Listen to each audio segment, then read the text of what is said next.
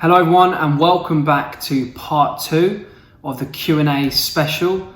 Now sorry it's a little bit late, I've been busy with some other stuff, but the video's here now for you to enjoy.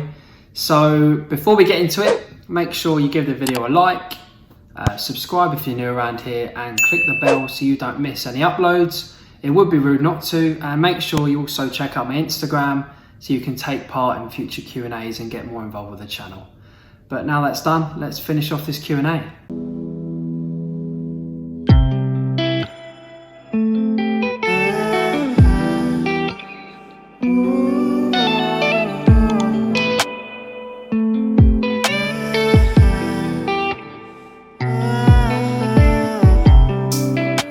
The next question is going to be, would you argue there is less passion in modern day football compared to the 90s and 2000s? Well, I think the simple answer is yes, from my perspective anyway. Money has added such a toxic element to football now, and it kind of clouds everything, and it really is tainted a lot of performances we see, and it's always kind of what we think about now. But is there less passion? Passion is what football is. That's the foundation of football. That's why we watch it. You know, you see a local lad who comes through the academy and puts on the shirt and they apply themselves. A good example of that is Mason Mount. Now, Chelsea have been horrific recently, like very bad. And you see, I've mentioned just in previous questions about Werner and Havertz not firing and coming in for big money. And Mount is the only one who seems to be applying himself in a bad team, and you think that shouldn't just be because he's an academy player. That can't be the way things are. You know, I don't care who you are. If you're putting a shirt on for a team you play for, it's your job. You give everything, but the money's become an excuse now. It's like, how many stories you hear of a player sitting on the bench, or does he really care if he doesn't play? Probably not. So the passion isn't there as much as it used to. I think everyone in the 90s and early 2000s had worked to get there, and I'm not saying they don't work hard now, but you can buy a very average player for £50 million now, whereas back then it was a bit different. So if you were brought in for big money, there was big expectations, but normally you delivered. And I wish that, you know, we were back in the mid 2000s and it felt more in a big game and kind of having a rivalry with your friends, should I say, about your clubs. And a lot of my friends they still love football, but they don't get engrossed in it as much anymore. And that's probably because the players don't inspire you watching them. You know, going to football grounds now, it's not the same as it was in the 90s. I didn't experience it in the 90s, but you just know it's not the same. If it's not a big game, the atmosphere tends to be quite dead. So yeah, I think there was definitely more passion shown back in the 90s and 2000s, and I think for football to get back to its glory days, I think that's what we need to do. Get the passion back in the players, and therefore get the passion back in the stands. Who is the better manager? Pep Guardiola or Jose Mourinho? That's a tricky one. That really is. Again, like Arteta and Lampard, they've got a similar CV. You know, they've got a lot more experience than the other two. Both won everything there is to win in football, with a differing type of squad though on one occasion, more than one occasion. There we go. So Jose is a tactical genius. You know, how many occasions have we seen it where it's just a masterclass on his part?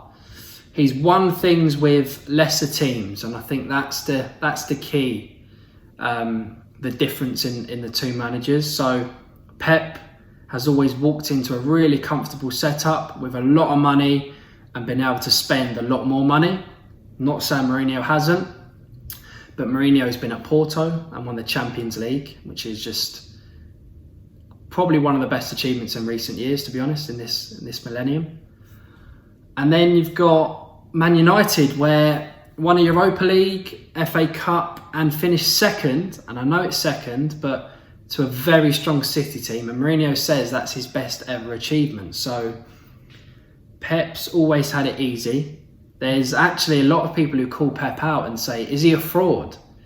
Is he actually a world-class coach or manager? Well, he plays beautiful football. His philosophy is so good to watch. I think at their best, anyone in the league, City are the best team, most exciting team to watch in my opinion. But he spent 700 million on that City team. And he come into it when it was in pretty good position, some world-class players, and some of the best players in that squad, probably the best players in the squad, were there when he come in. So he hasn't brought in anyone who's probably taken them forward leaps and bounds, shall we say. So Jose Mourinho is my answer, purely because he's done the same as Pep, greater things than Pep, won the same as Pep, with lesser teams, with less money. And take away his character and his personality, he's an unbelievable coach. Is it fun to watch? No. Is it boring? Yes. But is it effective? Absolutely. Will he win Tottenham a trophy? Yes, he will. So Jose Mourinho, is, in my opinion, is better than Pep Guardiola. Controversial. Greatest player you've seen in the flesh / player that surprised you the most? Now, again, I'm a Chelsea fan. I've been to Stamford Bridge probably close to 10 times. I've never seen England play. I've seen Millwall play a few times. I don't think a Millwall player is going to tip it, to be honest. And I've seen a few decent players play at 23's level, but let's be honest, probably be a Chelsea player. I did see Frank Lampard and Didier Drogba play and John Terry, but probably Eden Hazard. There was a game 5-0 against Everton and he just run the show with Diego Costa up front. Eden Hazard was he was so good to watch. You know, that was a time where we were just giving him the ball. I think that might be under Conte, to be honest, but really good feeling at the club at the time, and he was just magical. He was just unbelievable to watch. You know, he glides about and doesn't really look interested half the time. But yeah, unbelievable. Surprised me the most would have to be Danny Drinkwater. Was it that Everton game, or was it... Who was the other 5-0 I watched? I can't think now. Stoke, that was it. And he scored, I think, his only goal for Chelsea. So he's on the edge of the box and it's come bouncing out and he struck across it and went in the far corner. And he's a good player, but it never really worked out. He kicked a 16-year-old the other week for the 23s, so it's not going great for him. I think he's gone out on loan. So yeah, the goal that surprised me the most, I guess. But yeah, Eden Hazard and Danny Drinkwater would be the answer to that question. Is Lewis Nani, Manchester United Nani, the most underrated winger of our generation? No, I don't think so, but what a player. Played in an incredible team, an incredible front line in the mid to late 2000s. And if he didn't nick Ronaldo's goal, I might have said yes for Portugal, but what a player Nani was. You know, played with the likes of Rooney, Berbatov, Tevez, I believe, as well. So he was, I'm not sure if he played with Ronaldo. I think he did for a season or two. Just insane. Like he was really one of the first flair players maybe to really hit the heights in the Premier League week in, week out. He was so good with his feet, but an unbelievable football player, and he never gets talked about. He doesn't get any credit, but what a player. Playing an unbelievable team, so I think he went unnoticed a bit, but yeah, Nani was class, so I'll give you that. But most underrated of a generation? I can't think of many more, but I'm not going to say he is. Right, the next question.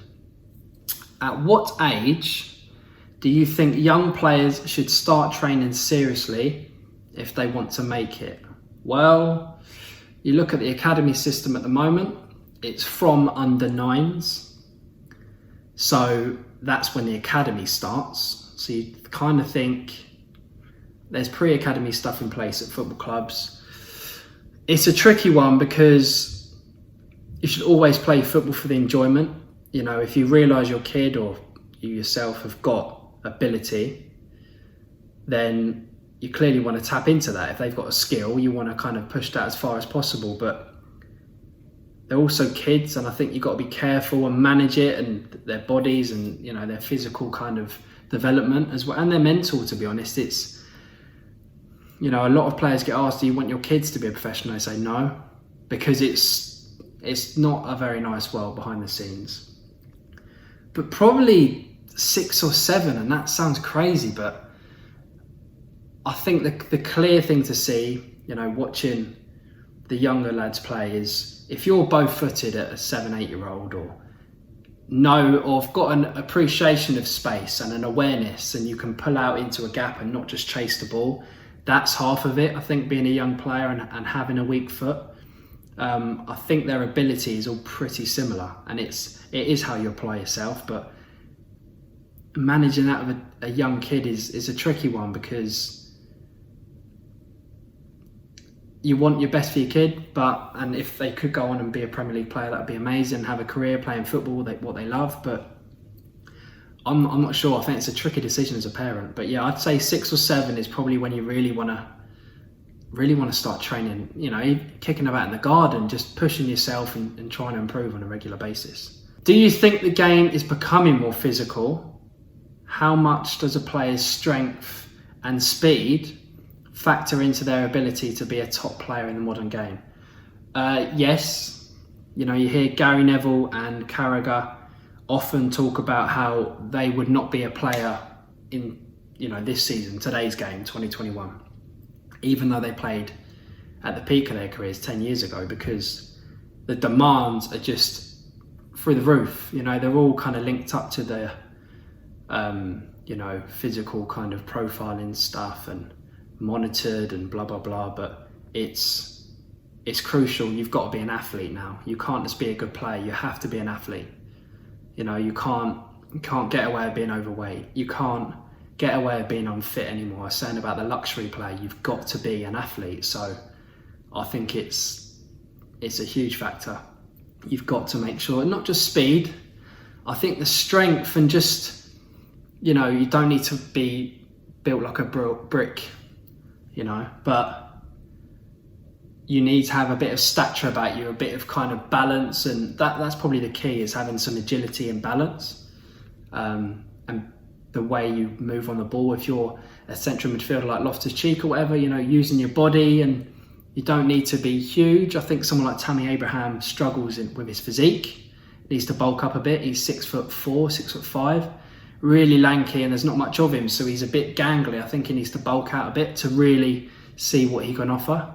So it's key. The physical aspect of the game is fundamental, and that's managed, you know, with S&C and the gym work in clubs now. So it's a really big factor.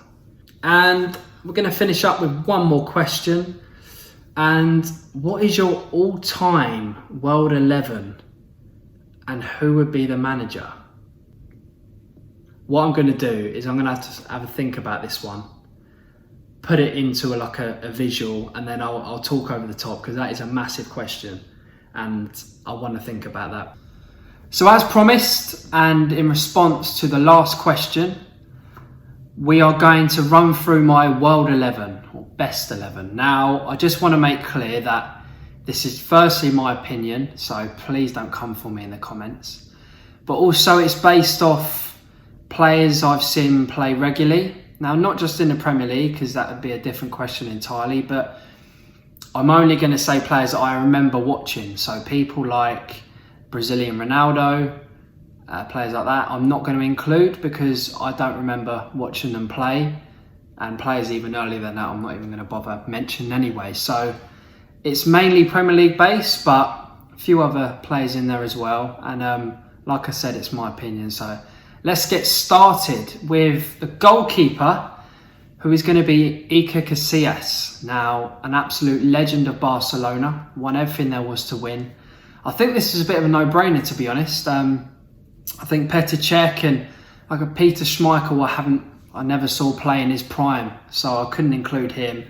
Petr Cech was probably up there for Premier League, but Iker Casillas, an absolute bastion at the back for that Barcelona team, and they really dominated European football. So he's got the pick in the number 1 spot. Moving on to my fullbacks, who are going to be Dani Alves of Barcelona. There's a bit of a theme here. And Ashley Cole of Chelsea. Now, I know what you're going to say. Of course, Ashley Cole's in that. I'm a Chelsea fan, but I really do think at his peak, he was the best left back in the world. And like I said, I don't think I've seen anyone in recent times of me watching football who reached the level he did on a consistent basis. He's one of the only players to keep Ronaldo quiet in a game, which is saying a lot because we all know how good Ronaldo can be. So Ashley Cole gets the number 3 shirt for me on the left-hand side of the defence. And Dani Alves, like I said, is in at right back. Again, really probably changed the full-back role, to be honest.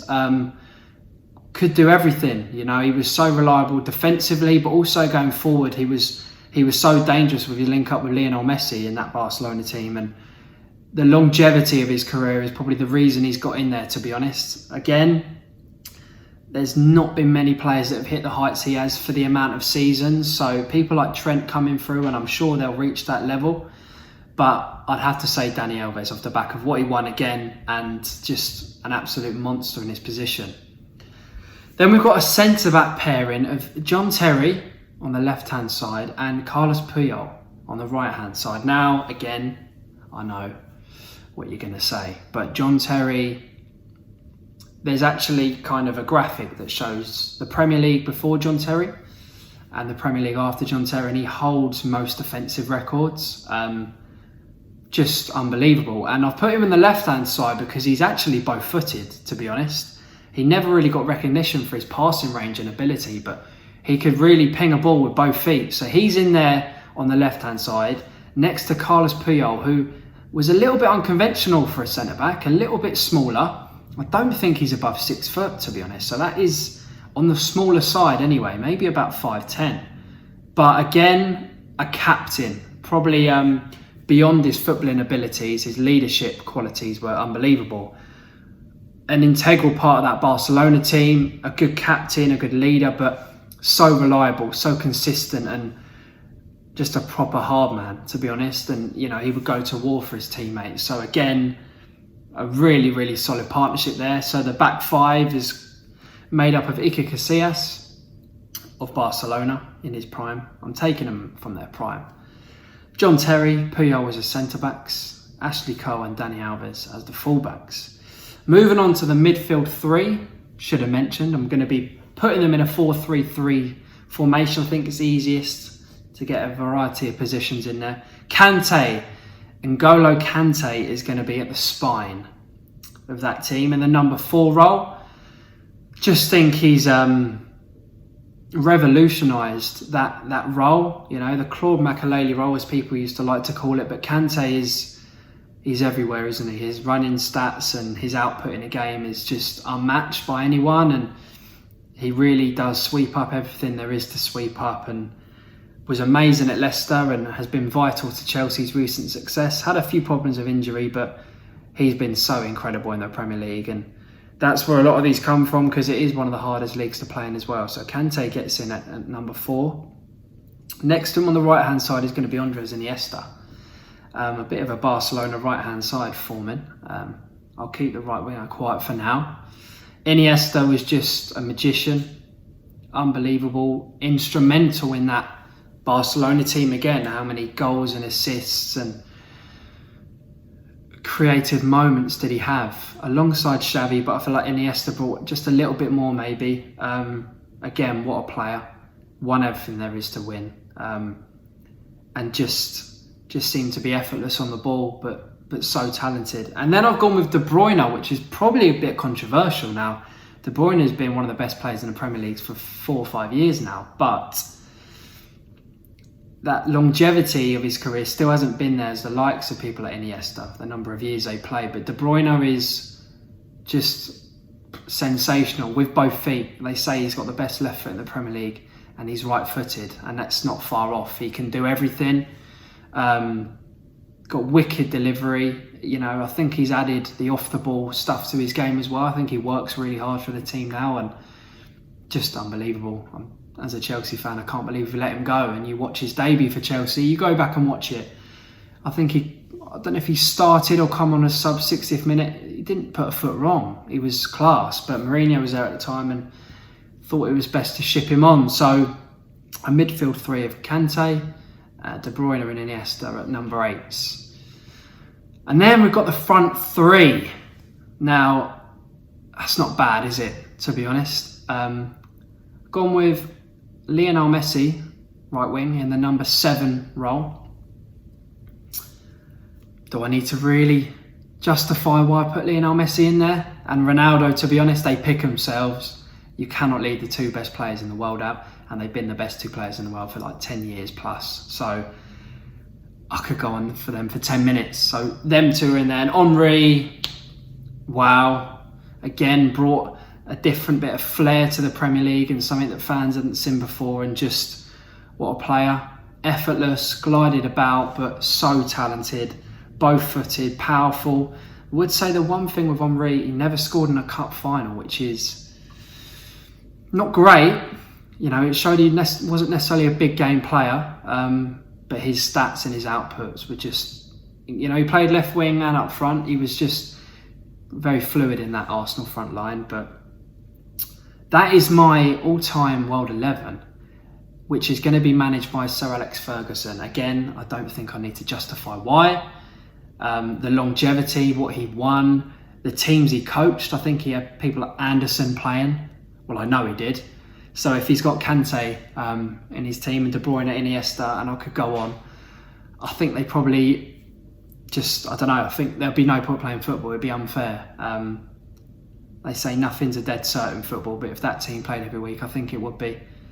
So yes, Sir Alex Ferguson will be the manager of this team, and it's not a bad lineup, but let me know in the comments, because it's tricky to sit here and think of all the players that are potentially worth a shout in this team. So let me know if there's any glaring errors, if there's any opinions we think, actually, you know, you've got it right there, or who would I put in instead? But let me know. Like I said, it's mainly Premier League, but with a Barcelona spine, to be honest. But yeah, that is a response to the last question. So that concludes part 2, and therefore concludes the whole Q&A. We're on 115 subscribers now. So this was for 100 subscribers. So thank you again for all the support. I really do appreciate it. Let's hope on the next milestone, 150, 200, haven't decided yet, we can do another similar video. But that's going to be it. I hope you did enjoy it. I hope you learnt something about maybe my outrageous opinions on who's getting into my World 11. But that is going to be it for this video. So I will see you in the next one. Been crying so much to the poltergeist. Trying to hold on to love, but it's frosted.